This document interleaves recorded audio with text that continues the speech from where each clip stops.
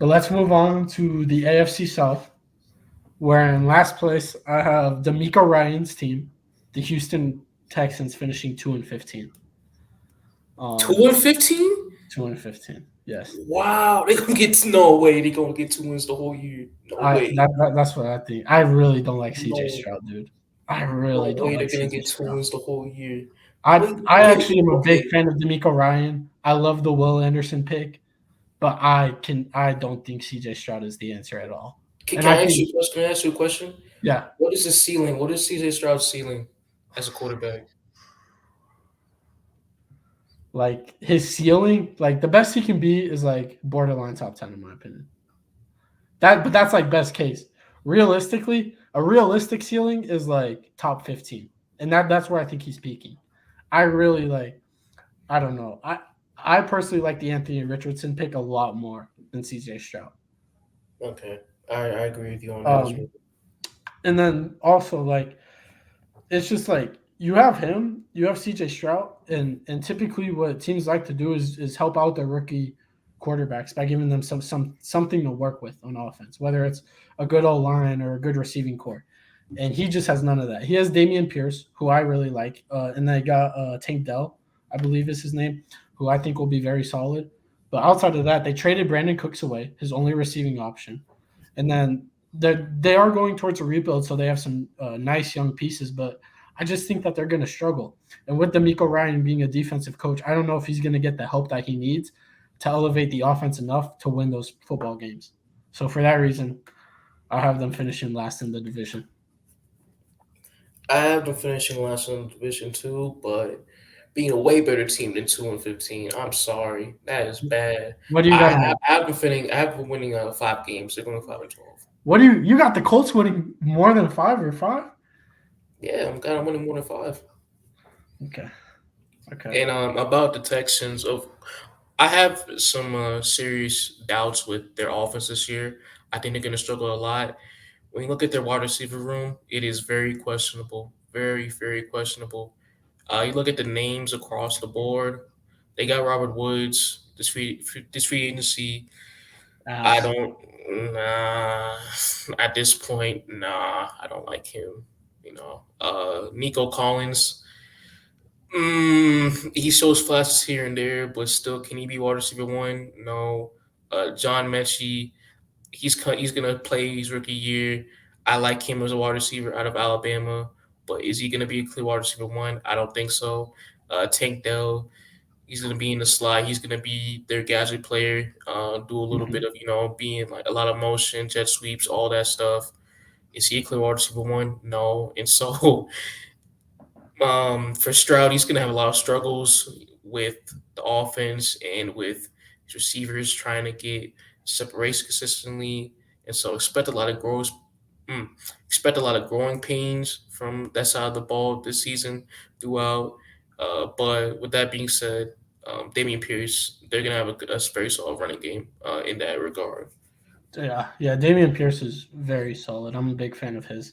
Um, I'll move on to my third team. I think we'll both have the Colts in that three slot. I actually don't have them being much better. I also have them with the low record that you're not gonna like, but their record is gonna be 3-14. Um, 3 and 4 goals. Oh my god, the man. Colts, the Colts. Crazy. Obviously, Jonathan Taylor is going to be gone for a large part of the season, if not all of the season. So you're going out with a rookie quarterback who's going to need that time to develop. Obviously, Anthony Richardson is a very raw prospect, and so to not have him, not have a guy like Jonathan Taylor in the backfield to take that pressure off, I think is gonna be a very big growing pain for the Colts. The offensive line obviously still has a lot of question marks, and then similar to the Texans, there's a lot of question marks when it comes to the wide receiver core. You have Michael Pittman, you have Paris Campbell, you have Alec Pierce, and that's about it. But it's like outside of Michael Pittman, none of those names I'm too excited about. Um, and another team with the first year head coach. So for that reason, I have them going 3-14, which did feel low, I will admit. But this division is not very good. This might be the worst division in the league. No, it's not. NFC South. Yes, Yeah, absolutely. that's fair. That's fair. The Souths are just ass, apparently. And it's been like that for years, for like the True. majority of the time. So True. it's expected. True. But for my third best team in the AFC South, I'm going to go with the Indianapolis Colts at 7-10. They are not getting 3 wins the whole year. I think there's too much talent on both sides of the ball to get only 3 wins. So they're going to be a way better team than that. But with that being out the way, I think their passing offense, with Shane Steichen being their new head coach, is going to be one of the most exciting in the entire league. I think with what Shane Steichen did with Jalen Hurts during his time in Philly, with his vertical passing attack, him being putting him in an RPO type of scheme, him improving Jalen Hurts' mechanics, his play as a quarterback, him being able to be a more smarter quarterback. I think when you put a guy like Steichen alongside Anthony Richardson, you know, all of his traits as an athletic freak, this passing attack is going to be great. It's going to be, with Anthony Richardson's like running ability, and also with two of the better deep threats, jump ball threats in the entire league, with both Michael Pittman and Alec Pierce, who I'm expecting to take a solid leap this year. I just think they're gonna be some fun to watch this year. I don't know how I feel about that Jalen Hurts comparison because week one Jalen Hurts was not starting. He was obviously the quarterback two behind Carson Wentz, so he was still in the QB room, but he was getting the experience of being in the NFL while also not playing. So he was sidelined. He was watching film. He was practicing, getting first team reps, but still not playing, which I think was huge for his development. Whereas Anthony Richardson, he's going to have to be the starter week one. So like we mentioned in previous episodes, I think you're going to have to go through those growing pains, which no problem for the Colts. I mean, they have no expectations. They're fine going through those growing pains. But I don't know if a 7-win team is in the cards. I don't know if the Colts are going to have a better record than the Patriots, um, especially because they did lose some key pieces like a Stephon Gilmore, like a Jonathan Taylor. Um, so Well, so like about to lose to Jonathan about to Taylor. well injured, but he might hold out, but he doesn't really like it there. Um, Nah, he's for sure leaving. I think Jim Irsay completely messed up that entire situation. Like he's 100% leaving that team. yeah. I don't know when, but he's for sure leaving that team. Yeah. But man, I do like Anthony Richardson. I'm a little upset that I might have messed up by taking Bryce Young over Anthony Richardson in our draft. Um, Yeah. but I think he has a lot of potential, but I don't think it's gonna happen this year. He might be that guy. He might be next year's guy of the second year jump. Yeah. Hey, yo, guess Um, who got Anthony Richardson? we know who got Anthony Richardson. We know who got Anthony Richardson. I'm seeing the vision. Now, let me know if you want a Bryce Young in the third round pick. No, you can completely throw that in the garbage. I'm never making a trade with you. Never. Hey, don't be mad just because you guys overvalue your players. Overvalue, bro. I wanted Alexander Madison, and I think I forgot what the trade details was. No, that was a horrible trade. It was a How horrible was it a trade horrible trade? How was it a because horrible Alexander trade? Madison is a 25-year-old RB1 on a very good offensive team. Very good. He's not Dalvin Cook. He's not that explosive as a Bro, running what do you back. mean? When Dalvin Cook has been out, he's put up Dalvin Cook numbers. No, no, that is a complete lie. That What? is a complete What? lie. That What? is a When complete when lie. Dalvin Cook has been Why are you injured, lying to the Alexander people? Madison has been the best plug and play RB2 in the league. He is a That, consistent 20-point scorer when Dalvin Cook is out. that is a lie. Hold on, hold on, That is a complete. You're hold on, lying. hold on. Let me see if I can find this trade where you proposed it to me. How do I do this?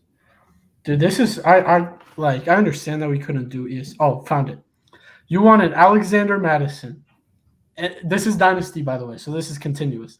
And Rondale Moore, he's 23. Madison, as I mentioned, 25-year-old running back.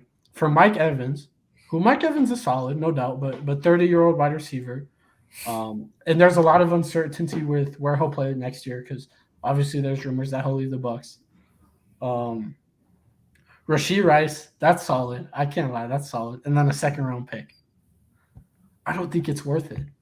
I don't think it's worth it because I also don't really have an RB3 if I trade him because I have ETN and who's my wide receiver one? Let me take a look at my team. I have Barkley and ETN as my 1 and 2, and then I have Madison as my 3 right now, and then I would have had Saquon and ETN, James Cook and Brian Robinson. And my wide receiver core is a position of strength, as we know, with AJ Brown, CeeDee Lamb, Christian Kirk, Chris Olave, Kadarius Toney. Need I say more? Like I don't need the receivers. I need the running back.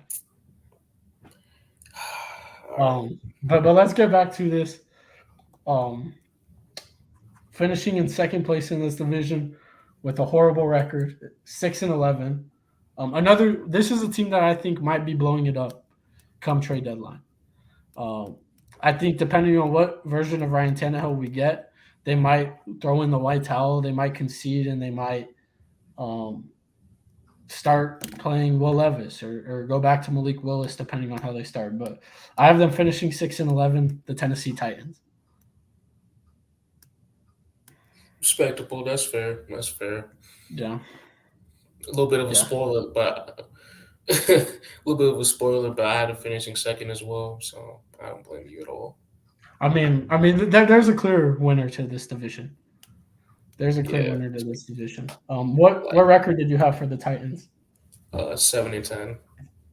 Okay. So one went off. So you had them having the same record as the Colts? Yeah, pretty much. Okay, fair. And then obviously I have the Jaguars winning the division with a record of 12-5. Obviously the addition of Calvin Ridley is going to be Wait. massive. You're not gonna talk about the Titans first? I mean, what's there to say? I said that they might have to blow it up trade deadline. That's what I said. Oh, that's true. I think Mike Vrabel is one of the best coaches in the NFL. I think he's easily a top 10 coach in my opinion. I just think that there's a real cap to a team with Ryan Tannehill. I think we're seeing that, especially without a clear wide receiver one.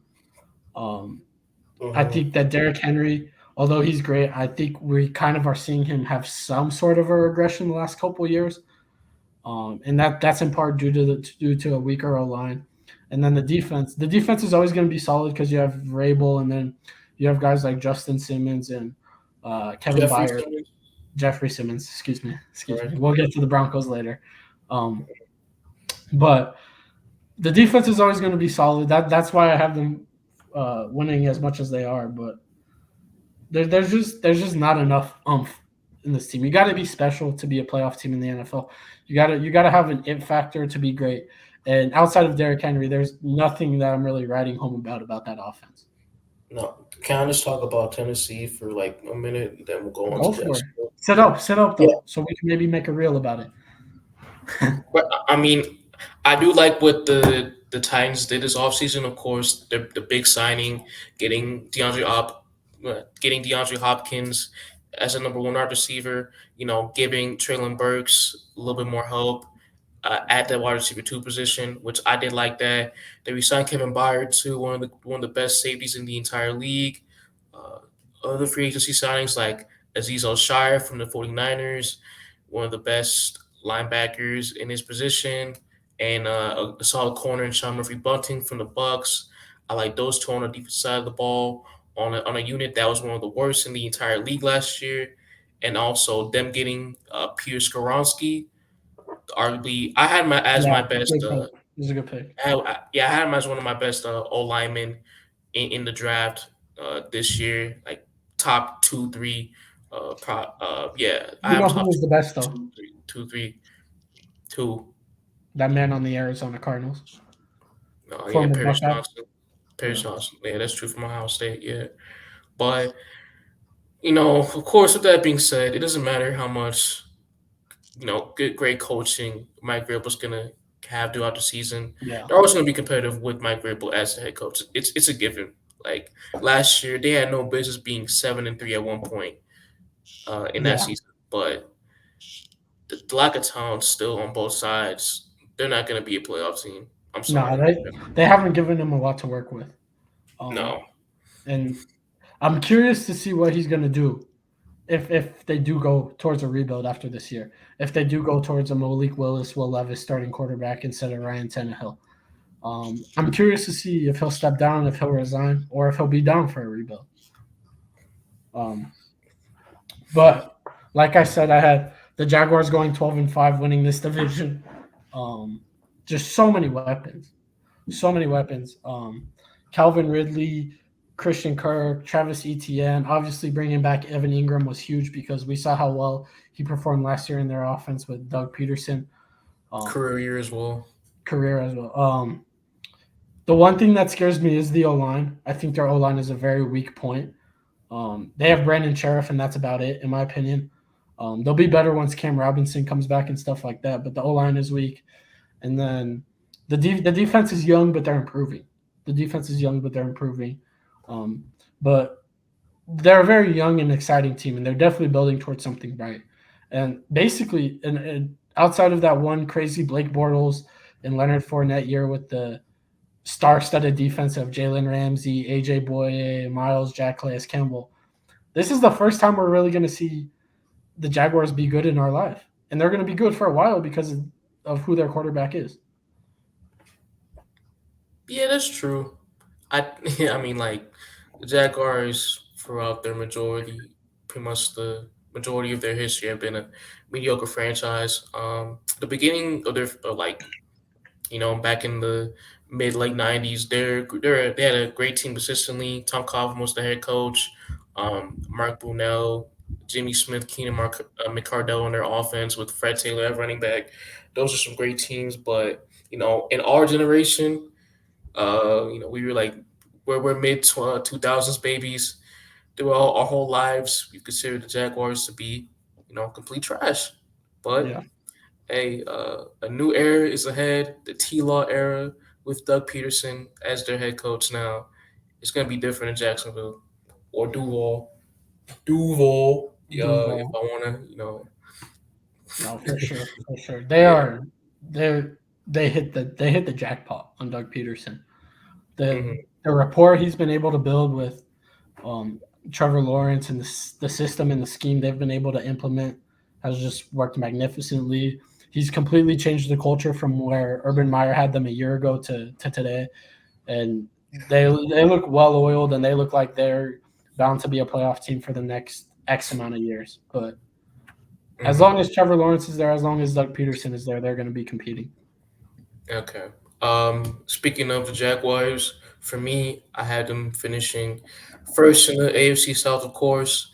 For me, 10-7, not not getting to a win total, Wow, in Matt's opinion. wow. Well, I had the that's partly why I had the Colts and the Texans so low was because I had them sweeping both of them. I don't know, man. Like AFC South games are kind of tricky. They're They are. kind of That tricky, is true. especially when they play against each other. That is true. So I wouldn't be surprised if the Texans or the Colts, those three other teams, they could get a win, possibly sweep the Jaguars this year. It just happens. So, Fair. but um, T Law, you know, top 8 quarterback in the league right now, in my opinion. ETN's going to be back. The wide receiver core is improved, obviously, with the Kevin Ridley being reinstated back into the league, and also them getting Evan Ingram back as well. O line, I have less doubts about that with Anton Harrison being one of their top tackles. I like him coming out of Oklahoma. Uh, with the defense, their pass rush, that's like my biggest issue with that side of the ball for them.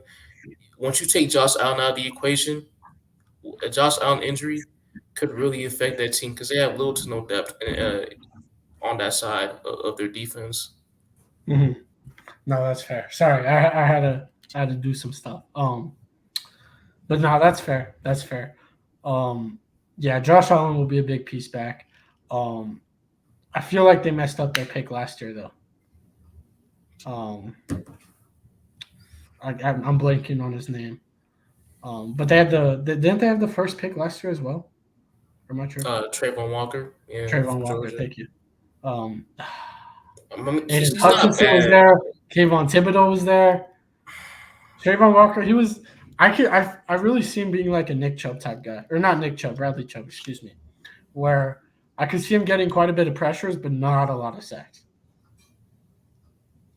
I mean, yeah. I mean, I don't think Trayvon Walker is going to be on the level as, of course, Aiden Hutchinson or even a Kayvon Thibodeau, but at the same time, he's a very solid player, especially in the run game. So Yeah, fair. I wouldn't have made that pick, but at the same time, he's not a bust. He's not a flop. He's a solid player.